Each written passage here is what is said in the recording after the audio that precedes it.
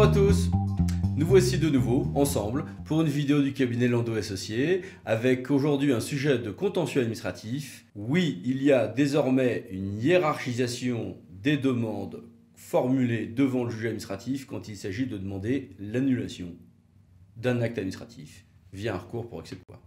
Alors à la base, on va avoir des contentieux contre des actes administratifs. Très bien. Et il y aura des arguments qui seront soulevés, qu'on appelle des moyens, auxquels les avocats ou l'avocat en défense va répondre point par point et que le juge va examiner. Il y a certains de ces moyens qui peuvent fonder la demande du requérant éventuellement de demander une injonction à l'administration, et puis pas d'autres. Vous voyez bien ce qui se passe. Je vais demander au juge administratif l'annulation de l'acte pour telle et telle cause, et je vais demander que le juge administratif donne une injonction à l'administration de prendre une décision dans tel ou tel sens. Certains des moyens de légalité vont naturellement fonder cette demande d'injonction et d'autres non. Eh bien, ce qui est nouveau depuis un arrêt du 21 décembre 2018 que voici et dont voici le considérant de principe, c'est que le juge devra d'abord prioritairement examiner les moyens qui seraient de nature à donner droit à cette demande d'injonction, et les autres sont examinés en clair uniquement dans un second temps. Alors évidemment, il faut que cette hiérarchisation soit opérée avant la date de cristallisation des moyens de recours contentieux, confère le célébrissime arrêt intercopie. Il faut que ça soit bien demandé dans les demandes elles-mêmes, en clair dans le parsémotif de la requête. Ok, très bien. Et vous avez les points 9 à 11 de cet arrêt qui ensuite méritent également une bonne lecture.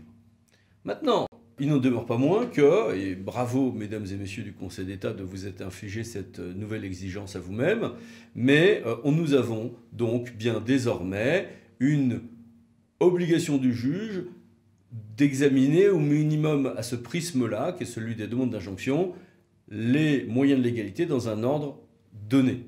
Et en plus, le Conseil d'État, peu de temps après, le 5 avril 2019, décline ce mode d'emploi dans le cas particulier des titres de recettes, des titres exécutoires, avec les 3 points à retenir que voici, et puis surtout, le même jour, un autre arrêt était rendu par le Conseil d'État qui reprenait tous ces points-là, ce même mode d'emploi, et qu'il complétait sur le cas particulier où le tribunal administratif statue en dernier ressort, et derrière, ce point sera examiné, mais en réalité par le juge de cassation. Et là, on a un mode d'emploi sur l'arrivée en cassation, notamment si le jugement n'a pas fait droit à sa demande principale.